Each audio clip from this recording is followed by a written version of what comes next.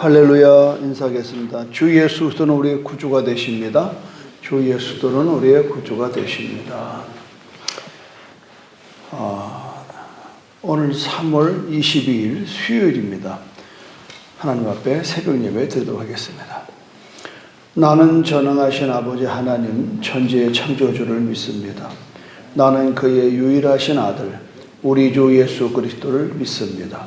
그는 성령으로 잉태되어 동정녀 마리아에게서 나시고 본디오 빌라도에게 고난을 받아 십자가에 못 박혀 죽으시고 장사된 지 사흘 만에 죽은 자 가운데서 다시 살아나셨으며 하늘에 오르시어 전능하신 아버지 하나님 우편에 앉아 계시다가 거기로부터 살아있는 자와 죽은 자를 심판하러 오십니다.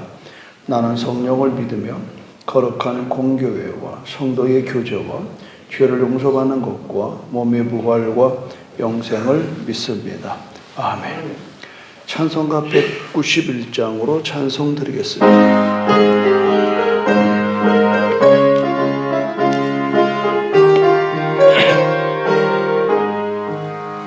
내가 매일 기쁘게 순례의 길 행함은 주의 팔이 나를 안보함이요 내가 주의 큰 복을 받은 참된 비결은 주의 영이 함께함이라. 성령이 계시네 할렐루야 함께하시네. 좁은 길을 걸으며 밤낮 기뻐하는 것 주의 영이 함께함이라. 전에 죄에 빠져서 평안함이 없을 때 예수 십자가의 공로 힘입어 그 발 아래 엎드려 참된 평화 얻음은 주의 영이 함께함이라.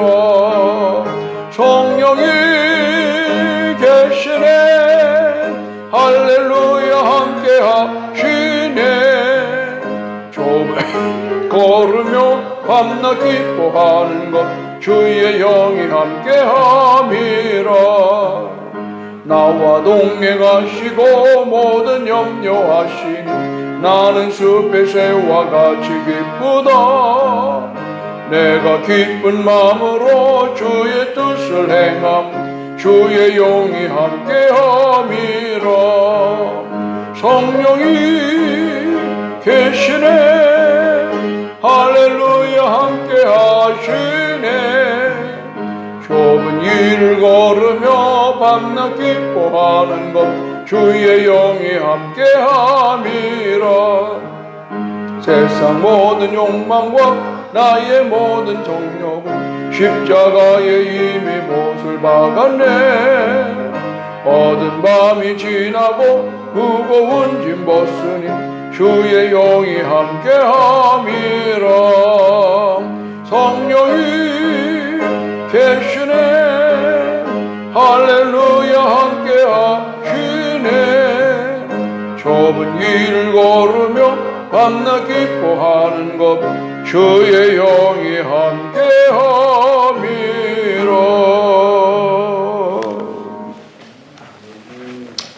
오늘은 사무엘상 10장 9절에서 16절까지를 보겠습니다. 그가 사무엘에게 나가려고 몸을 돌이킬 때에 하나님이 새 마음을 주셨고 그날 그 징조도 다 응하니라.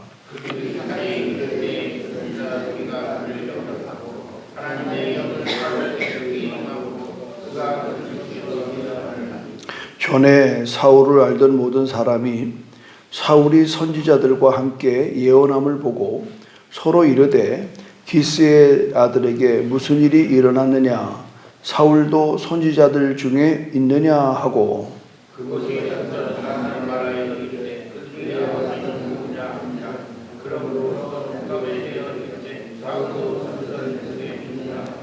사울이 예언하기를 마치고 산당으로 가니라.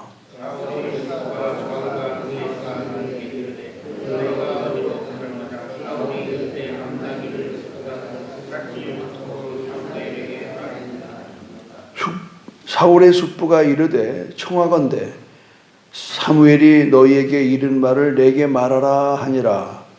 사울이 그의 숙부에게 말하되 그가 암나귀들을 찾았다고 우리에게 분명히 말하더이다 하고 사무엘이 말하던 한 나라의 일은 말하지 아니하니라. 아멘.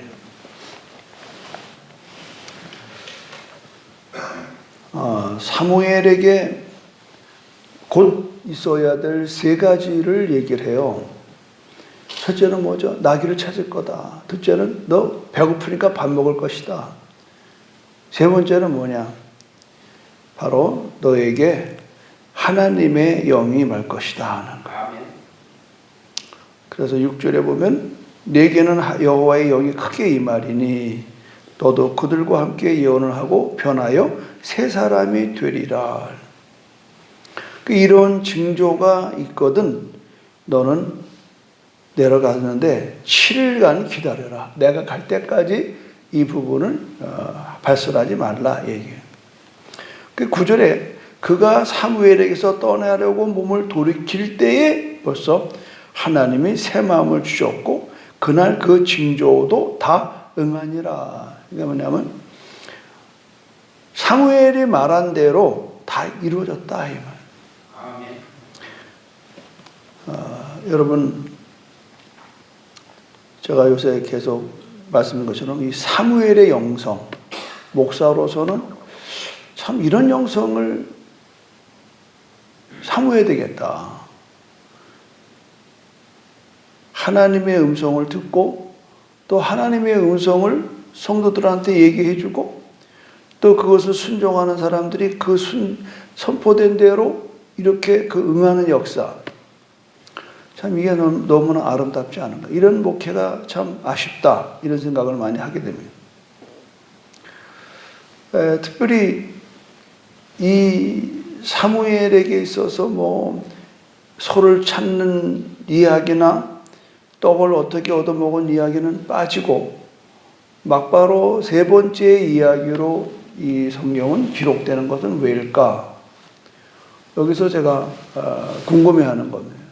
그것은 우리가 사울의 내면적인 변화를 성경은 기록하고 있습니다. 내면적인 변화. 잃어버린 나귀를 찾아오는 것, 배고픈 거 먹는 것, 이것도 간증에 중요한 겁니다. 우리 교회 김준호 한입사님이 2009년도에 결혼사진 5쌍을 다 찍고 그 니콘 카메라를 분실했어요. 그래가지고 뭐 굉장히 어려움을. 그때 우리가 기도했고 열흘 만에 그 카메라가 그대로 돌아와요. 그래서 SBS TV까지 나갈 정도로 아주 대단한 재미있는 일이 있었는데 더 중요한 것은 김준호 집사님이 그 시점을 통해서 살아계신 하나님을 경험했다는 겁니다. 할렐루야. 이게 중요한 거예요. 카메라를 찾았습니다. 뭐 잃어버린 아들이 돌아왔습니다. 다 좋아요. 그러나 성경은요, 우리의 외면은 많은 사람이 뭐 기적이 상식이다. 어제도 극동방송 생방송하고 이제 마지막에 그 멘트가 뭐예요? 극동방송을 듣게 하세요. 기적이 일어납니다. 내가 그 멘트 참 누가 했는지 잘했다고 그러니까 웃더라고. 진정한 기적은 뭘까? 없는 돈 생기고 아픈 병 고치는 것도 기적이지만 죄인이 변하여 새 사람 되는 겁니다. 할렐루야. 이 새 사람, 새 영, 여호와의 영으로 새 마음을 가진 사람이 된다. 다른 사람이 된다. 우리의 포커스는 여기 있어야 돼요. 내면의 세계에 있어야 돼요. 그래서 예수님이 산상수훈에서 강조하는 게 사람에게 보이려고 금식하지 마라. 사람에게 보이려고 헌금하지 마라. 사람에게 보이려고 기도하지 마라. 그럼 어떡하라요? 예수님은 우리의 말씀을 은밀한 가운데요. 네가 선한 일을 할 때 왼손이 한 것을 오른손이 모르게 은밀하게 하라. 너의 기도 생활 은밀하게 하라. 너의 금식하는 거 은밀하게 하라. 그 은밀하게 하는 뭐예요? 내면으로 하라. 내면으로. 근데 우리는 언제부턴가 외면으로 드러내기를 낳고 좋아하는 거예요. 외면은. 그래서 또 사람들도 판단과 기준이 그 사람의 겉모습을 보고 다 판단하는 거예요. 겉모습을 보고 판단. 우리 사람 탁 만나면 이 사람이 전라도인가 경상도가 판단하는. 참 무섭습니다. 우리 사람들. 말 딱 들어보고 이게 충청도인지 뭐 서울인지 뭐. 근데 그걸 듣고 참 충청 사람이 이렇대더라. 뭐 좋은 걸 얘기하는데 벌써 불편한 얘기를 해요. 나는 서울 경기잖아요. 수원 사람이에요. 천마디 깍정이네요. 그러더라고. 그래서 우리는 뭘 이렇게 벌써 딱 판단하는 게 부정적입니다. 좀 공부 좀 많이 했으면, 공부 참 많이 하시고, 그러면, 그러면 뭐 대본에 공부한 거에 대해서 막 폄하하고. 키가 크면 좀 멋있네요. 그러면 좋겠어요. 사람이 키만 크면 뭐예요? 키 큰 사람이 싱겁다던데, 이런. 하여튼, 우리는 모든 것들이 판단 다 외모에서 오는 거예요. 외모. 그러니까 이런 판단력을 가지고서는 신앙생활에 도움이 안 됩니다. 근데 우리는 눈에 보이는 대로 얘기해 보내버려요. 눈에 보이는 대로. 그러니까 자꾸 우리도 신앙이 외식이 되는 거면 남들을 의식하고 거기에 맞추려고 하는. 그게 뭐가 돼요? 위선이 되는 거예요. 위장이 되고 위선이 되는 거예요. 거기에 뭐가 빠져요? 진실이 빠져요. 진실. 오늘 여기서 새 마음을 누가 주느냐? 하나님이 주셔요. 이게 우리는 자꾸 윤리와 도덕적으로 내가 상당히 훈련하는 것도 굉장히 중요합니다. 그래도 그나마 우리나라는 이 선비 사상이 있어서 우리 마음 상당히 나름대로 도덕적입니다. 우리나라는 굉장히 도덕적입니다. 그건 굉장히 중요한 거예요. 윤리와 도덕을 갖고 산다는 건 너무너무 중요한 겁니다. 근데 그러다 보니까 윤리와 도덕에 너무 인간적인 관계에 있어서 조심하다 보니까 그만 위선주의가 될 정도로 너무 우리는 사람에게 보이려고 칭찬 들으려고 인정받으려고 사는 게 너무 아주 우리의 몸에 뱄다는 말이죠. 이게 신앙에까지 들어와 가지고 신앙 안에서도 오늘 우리들의 형편과 처지가 하나님 보기보다는 자꾸 사람 보기에 맞추는 거는 사람 보기.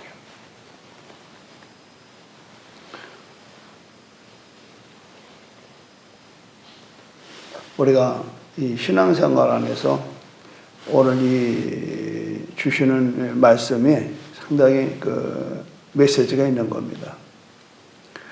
9절에서 하나님이 새 마음을 주셨고, 하나님이 새 마음을 주셨고,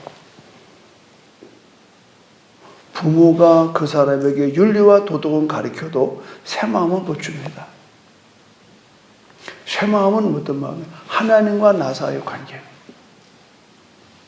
그러니까 우리는 우리의 자녀들이 하나님과 내 자녀와 관계를 잘 가질 수 있는 기회를 자꾸 많이 제공하는 게 좋습니다.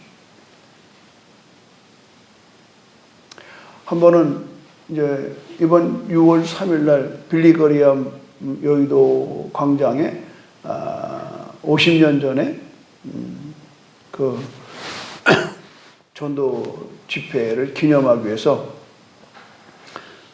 50주년 기념으로 지금 전국에서 그때 그 자리에 있던 사람들을 중심으로 상암 경기장에서 대형 집회를 좀 준비하고 연락이 왔더라고요. 근데 나는 빌리 그레이엄 목사에 대해서 책을 읽다가 이런 것을 하나 읽었습니다. 한 번은 빌리 그레이엄 전도 그 팀들이 밤늦도록 집에서 회의를 이사회를 좀 하는데 늦었어요. 근데 밖에서 막 그 있잖아요, 오토바이 막 부르릉 부르릉 뭐야. 그러니까 그 늦은 밤에 집에 사람이 잔뜩 있는 걸 알고 빌리 그레이엄의 아들이 말이죠, 이 개판이라. 그거는 삐뚤어진 거예요. 그냥 과실하는 거야.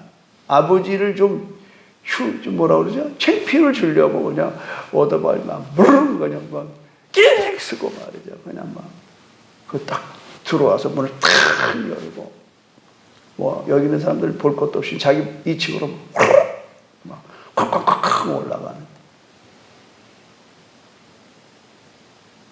빌리 그레이엄이 조용히 듣고 우리 같으면 야, 너 인마 무슨 짓 하는 거야? 뭐 대본에 우리 난리 칠 텐데. 그렇게.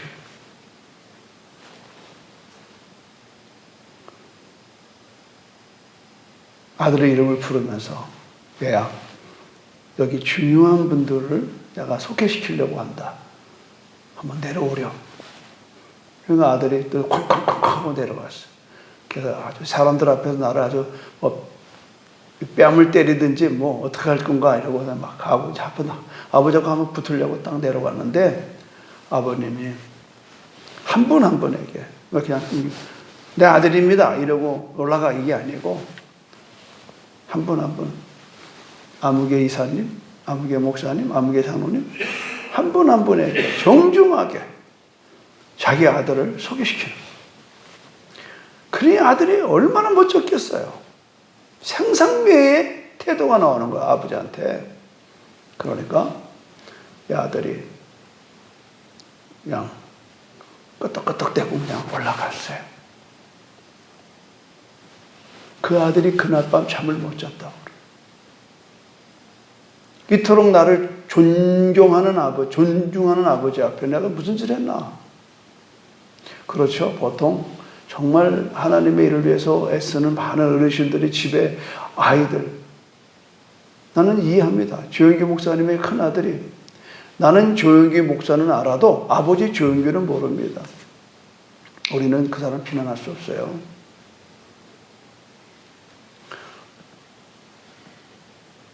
조영기 목사님 우리들 목사들 앞에서 얘기해요. 자기 딱 한 번 아이들하고 수영장 간 게 평생 한 번이라. 바닷가 학원가 가족끼리. 그 외에는 가족을 볼 수가 없었다. 너무 바쁘니까 국내적으로. 그래서 그분이 늘 하는 말씀이 나는 가정을 잃었습니다는 얘기를 수시로 해요. 그래서 우리 보면 뭐냐면 나처럼 목회하지 말라는 거예요. 조영희 목사님 얘기는 후배들 보고 제자들 보고 나처럼 목회하지 마. 근데 김정환 목사님 얘기는요, 아까 그 얘기는 뭐냐면, 어쨌든 빌리 그레이엄 아들이 변화가 됐다는 거예요. 그날 밤에 통례 자복하고 새 사람 됐어요. 그래서 이번 집회에 강사론, 아버지의 그 빌리 그레이엄 전도 그 프로젝트의 리더가 돼요. 그러면 이제 조영기 목사님, 김정환 목사님은 어떻게 되느냐? 미국의 부인하고 결혼해서 애들이 혼혈아요. 수원에 와가지고 얼마나 애들이 논리를 받았는지요. 또 그들의 얘기 들으면 저 눈물 나요. 그런데 수원에 있을 때 내가 들은 얘기인데 김정환 목사님은 성탄절만 되면 가족과 함께 그 성탄절 연휴를 보내려고 사모님하고 미국으로 날아가. 그 당시에 아이들이 미국에서 중고등학교, 대학을 다닐 때. 중고등학교 때인가?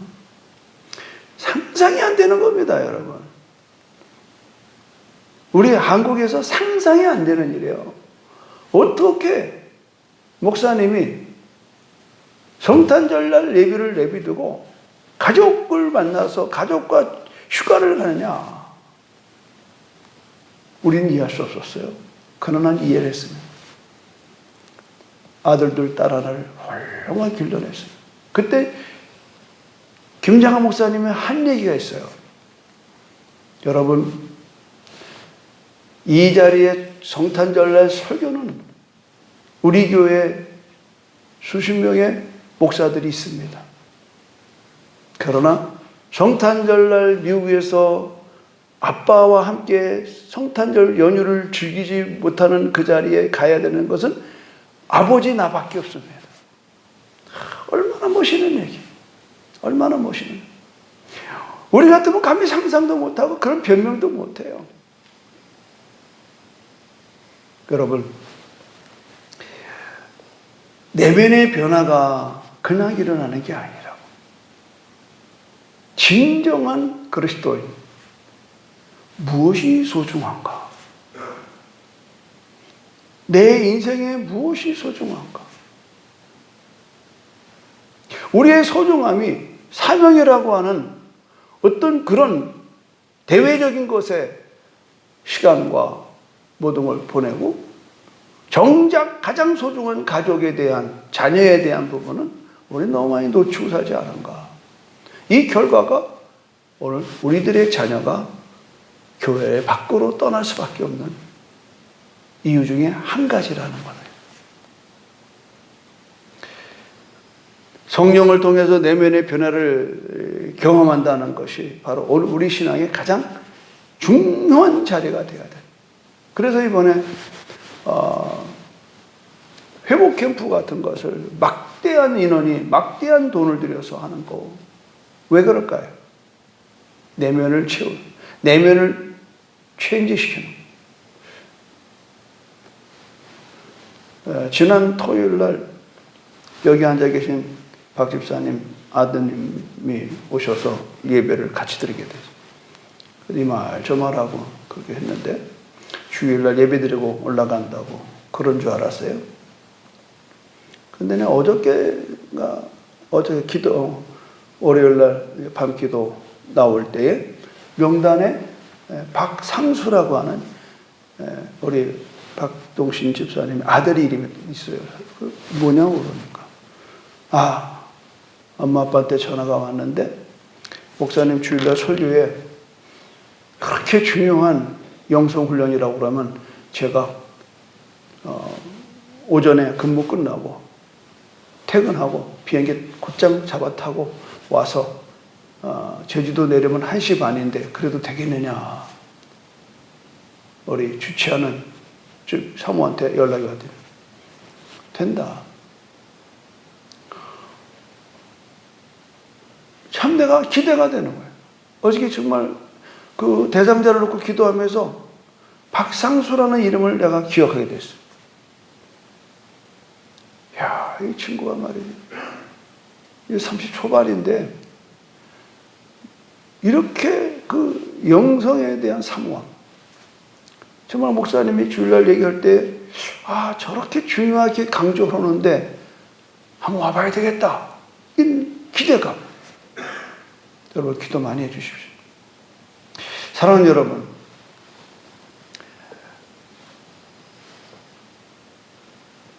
내게 필요한 내면의 변화는 무엇일까요?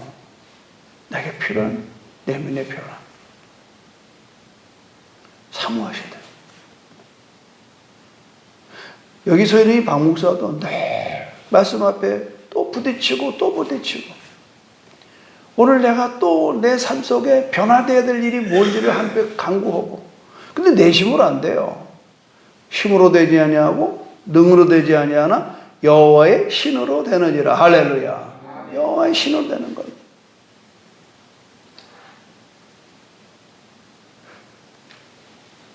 그래서 오늘 아까 부른 찬송이 그거잖아요. 내가 매일 기쁘게 순례의 길 행함은 주의 팔이 나를 안보하며 내가 주의 큰 복을 받은 비결은 주의 영이 함께하며. 이게 가장 큰 복이다. 우리는 자꾸 뭐 넓은 아파트, 뭐 좋은 차, 뭐 우리 애들이 뭐 어디 뭐 좋은 대학 나오고 뭐 미국 가서 살고 뭐 그게 복은 복이지만 가장 큰 복은 내 안에 평안입니다. 할렐루야. 늘 얘기하잖아요. 평화로다. 어디서 와요? 하늘 위에서 내려와. 성령이 오면 가장 먼저 특징이 뭐냐? 평안이 오는 겁니다. 근심 걱정이 왜 없어요? 있어요. 근데 그것이 초월되는 거예요. 어떤 상황에서도 내 마음이 평정을 유지하는 평정. 그래서 내가 늘 이 찬송 좋아하는 게 뭐냐? 성령이 계시네 할렐루야 함께 하시네. 그 다음에 좁은 길을 걸으며 밤낮 기뻐하는 것 주의 영이 함께 함이라. 좁은 길을 걸으면서 밤낮 기뻐할 수 있는 것은 주의 영이 함께, 내 안에 내면이 충만하다는 말이에요. 할렐루야. 그러니까 네 내면이 충만하면요 외면의 것에 그렇게 거칠게 시간과 돈을 쓰질 않습니다. 내 내면이 충만한, 내 내면에 주의 영이 함께 하는데 뭐가 더 이상 바라게. 내 진정 사모하는 친구가 되시는 예수님은 아름다워라. 여러분 내 안에 예수님이 계신데 뭐가 그렇게 부족해? 여호와는 나의 목자시니 내게 부족함이 없으리로다. 그분이 나의 목자가 되는데 양된 내가 뭐가 그렇게 부족해서 울고불고해요. 우리 한번 우리 신앙을 좀 점검 좀 하셔야 됩니다. 점검. 오늘 이 사울에게, 평범한 사울이 이제 이러한 일이 왜 시작됩니까? 사울이 왕으로 가는 과정을 서서히 이렇게 확장시키는 거예요. 누구부터? 가족으로부터. 요새 뭐 목사 되는 건 뭐 아무도 모르고 어디 가서 그냥 200만 원 주고 목사 따와가지고 뭐 통신을 했다나 뭘 했다나. 깜짝 놀래 친구들이. 야, 네가 언제 목사 됐어? 네가 언제 신학교 다녔어? 그런 게 있어 묻지 마라. 이게 전부 다 가짜입니다, 여러분. 절대 그렇게 하지 마십시오. 여러분 정말 그 거룩한 성직의 길을 갈 때에 가족들이 알고 교회가 알고, 지금 심각한 게 그거예요. 권사들이 오늘 갑자기 목사 돼서 와요. 환장할 일입니다. 이게 뭐 권사라고 부를 수도 없고 목사라고 부를 수 없고. 요새 그런 게 얼마나 많은지 몰라. 여자들 그냥 통신으로 그냥 한 달에 한두 번 서울 갔다 오고서 그냥. 제주도도요 1년 만에 목사 안수 주는 데가 있어요. 그래서 우리 제주도에 있는 교회는 인정하지 않습니다. 거기 나와서는 인정하지 않는다. 여기 보십시오. 16절. 사울이 그의 숙부에게 말하되 그가 암나기들을 찾았다고 우리에게 분명히 말하더이다. 지금 사무엘이 너에게 뭘 말했냐고 물었어요. 그런데 사무엘이 말하던 나라의 일은 말하지 아니하니라. 여러분 뭘 얘기했어요? 네가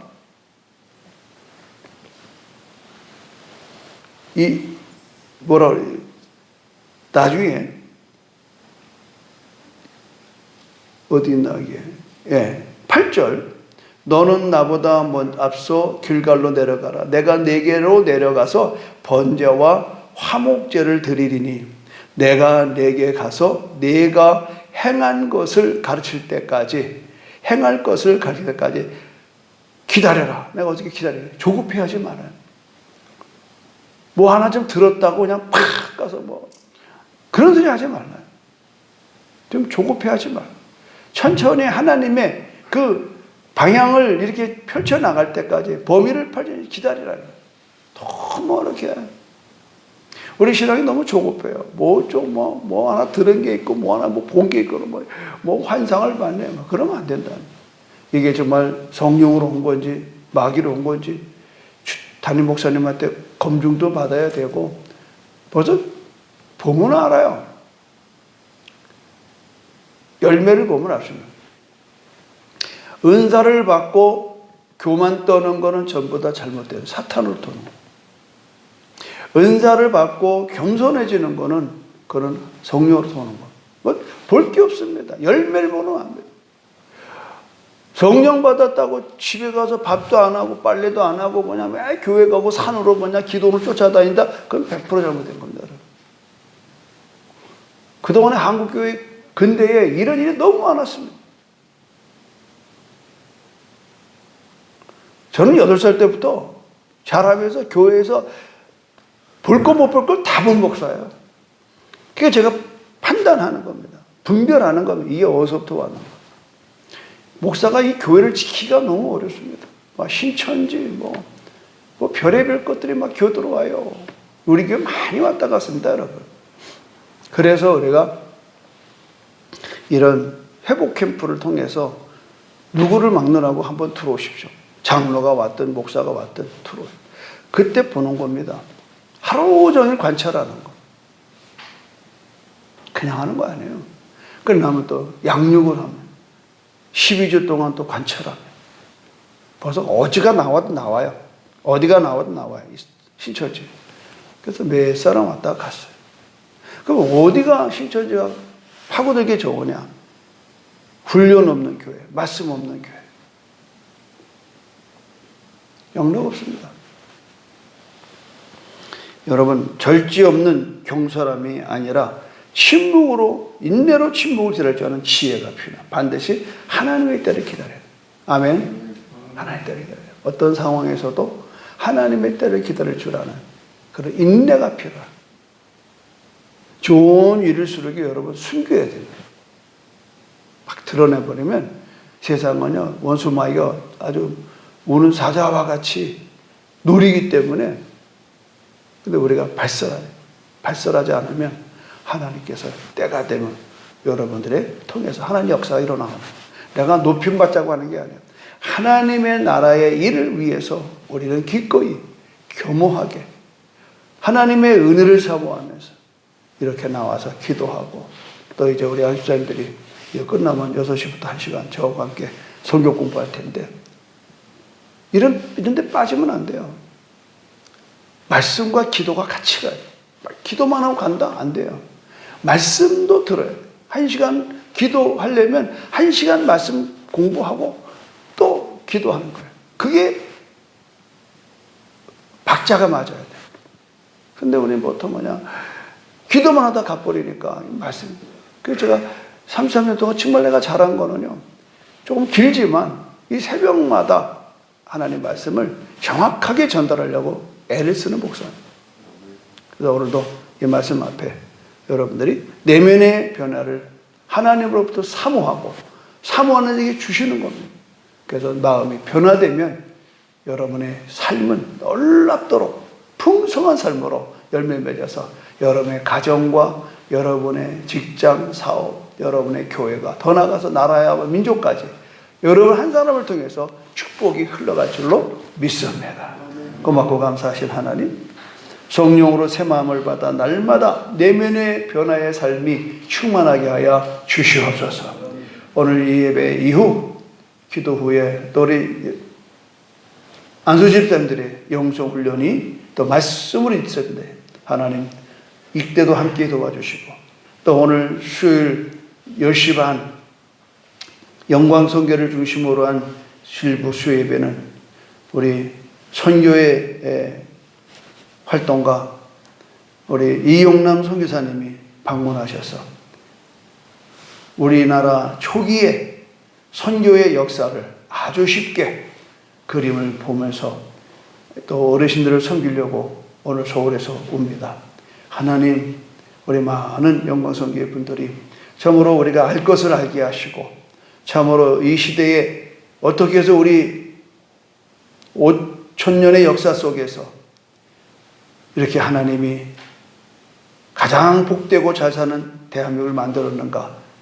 그 보이지 않는 역사는 바로 근대사의 선교에 있음을 알게 하시고 자랑스럽고 복스러운 대한민국의 정말 어르신들 된 것을 기뻐하고 감사하며 남은 여생을 기도로 매전할 수 있는 우리 교회 어르신들 될 수 있도록 축복해 주시옵소서.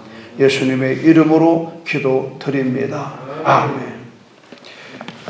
하늘에 계신 우리 아버지, 아버지의 이름을 거룩하게 하시며 아버지의 나라가 오게 하시며 아버지의 뜻이 하늘소와 같이 땅에서도 이루어지게 하소서.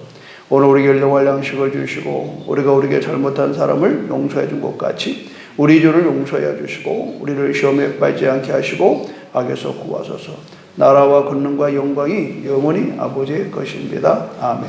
한 가지 광고는 이 낮에 우리 교회 많은 손님이 오는데 오늘 이용남 선교사님이 선교사님들 이 제주 선교 투어를 할 때 꼭 마무리를 우리 교회에서 오후에 와서 하는데 제가 오늘은 좀 순서를 좀 스케줄을 바꿔달라고 그랬어요. 10시 반에 우리 영광선교회 일부 예배가 있는데 이때 와서 좀 이 선교 역사 이야기를 해달라고 그랬더니 스케줄을 바꿔서 오전에 오셔서 1시간 정도 특강을 합니다. 그러니까 여러분들도 한번 와서 들으시고 저녁에는 아마 안 될 것 같아요. 그분들 일정이 있어서.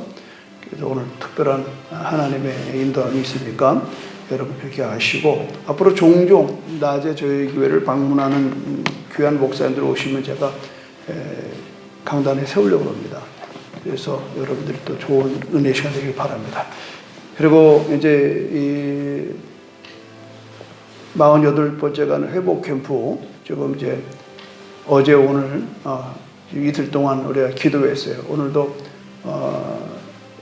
수요 예배 마치고 또 우리 함께 기도할 겁니다. 그래서 오늘은 특별히 스텝으로 섬기는 분들 수요 예배다 나와서 예배 드리고 그리고 스텝들을 위한 기도를 할 테니까 많이들 모여주시길 부탁을 드리겠습니다. 주여 삼차 기도합니다. 주여 주여 주여 할렐루야 할렐루야 할렐루야.